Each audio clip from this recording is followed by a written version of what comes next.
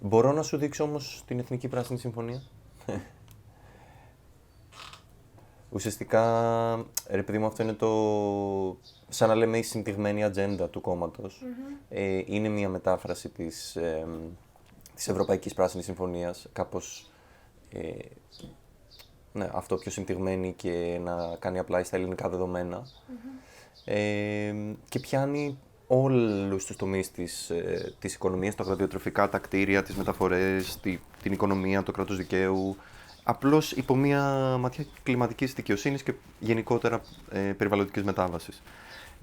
Για μένα αυτό βασικά είναι ένα σημαντικό στοίχημα του κόσμου, με κεφαλαίο κάπα, να καταλάβει ο κόσμος με μικρό κάπα, ότι παρόλο που ναι, είναι ένα πράσινο κόμμα, αυτό δεν σημαίνει ότι όλα όσα κάνει είναι εν γέννη περιβαλλοντικά. Ενώ έχει ξεκάθαρες θέσεις και στα οικονομικά και στα εργασιακά και γενικότερα σε όλα τα κοινωνικά, όπως π.χ. ανέφερα πριν το κράτος δικαίου.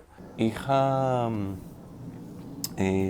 πριν 1,5 χρόνο είχα κάνει μια πρακτική στο Ευρωκοινοβούλιο στο γραφείο του Πέτρου του Κόκαλη, οπότε κάπως έτσι τον γνώρισα προσωπικά και από τότε έχουμε κρατήσει μια επαφή, γιατί και αυτό στηρίζει πολύ έτσι το κίνημα των ενεργειακών κοινοτήτων και το έχουν εντάξει και πολύ μέσα στις προτάσεις, ας πούμε, και στην ατζέντα του κόσμου.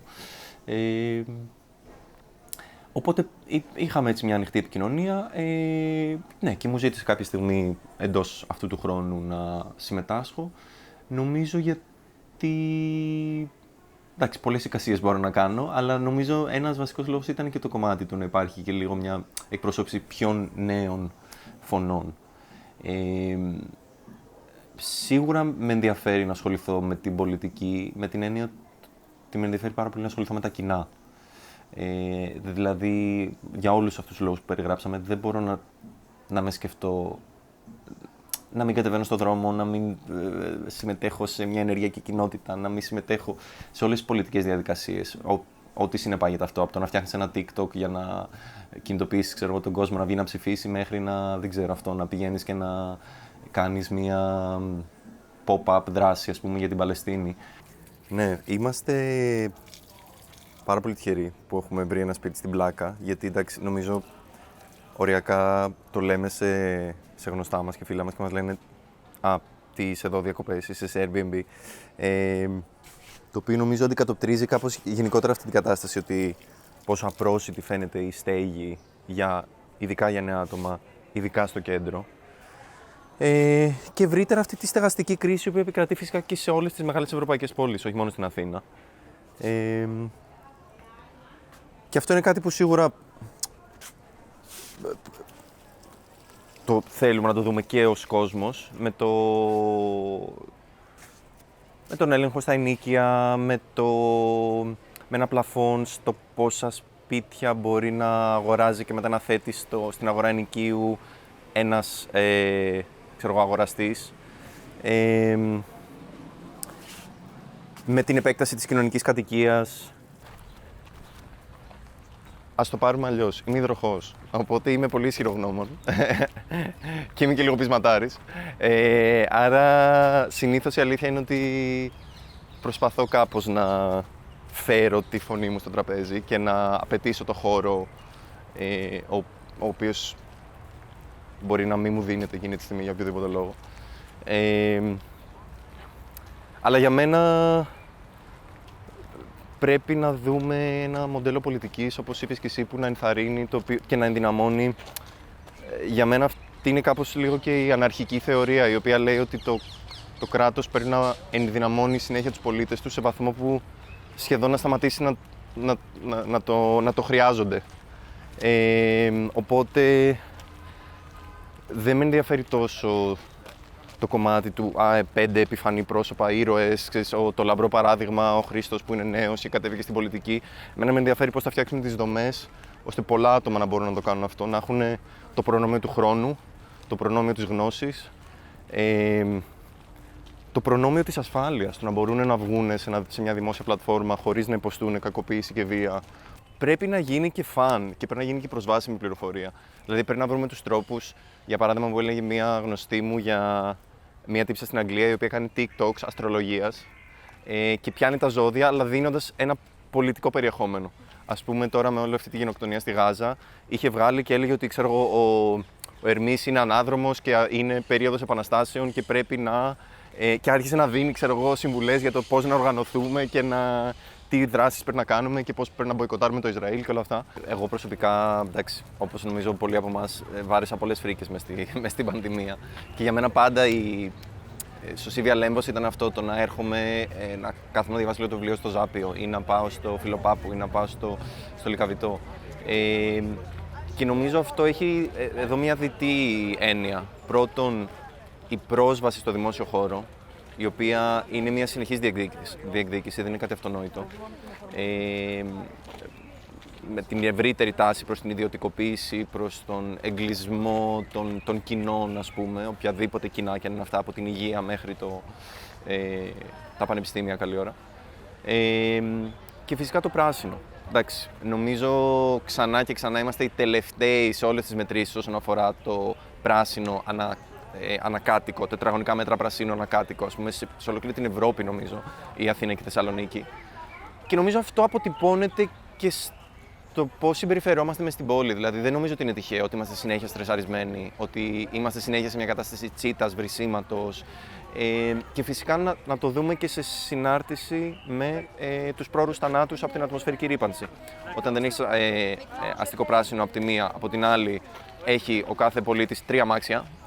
Προφανώς καταλαβαίνεις ότι δημιουργείται μια κατάσταση μόνιμου μποτιλιαρίσματος, μόνιμων καυσαερίων και με ό,τι αυτό συνεπάγεται για την καθημερινή ποιότητα ζωής και ευρύτερα τη διαβίωση.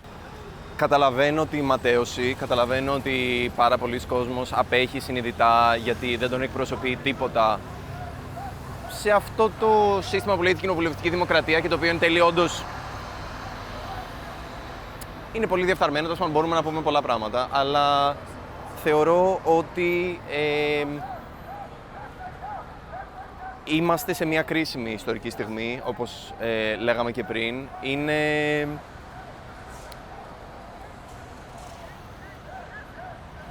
Είναι πάρα πολύ μεγάλα τα διακυβεύματα, δηλαδή από την άνοδο της ακροδεξιάς, η οποία ουσιαστικά θέλει να διαρρήξει βασικές κοινωνικές ελευθερίες, βασικά θεμελιώδη δικαιώματα, από το δικαίωμα στο συνέρχεστε μέχρι το δικαίωμα στο εκλέγεστε. Δηλαδή, ήδη βλέπουμε πάλι στη Γερμανία επιθέσεις ναζί σε πολιτικούς στο δρόμο, το οποίο μας θυμίζει πολύ σκοτεινές εποχές.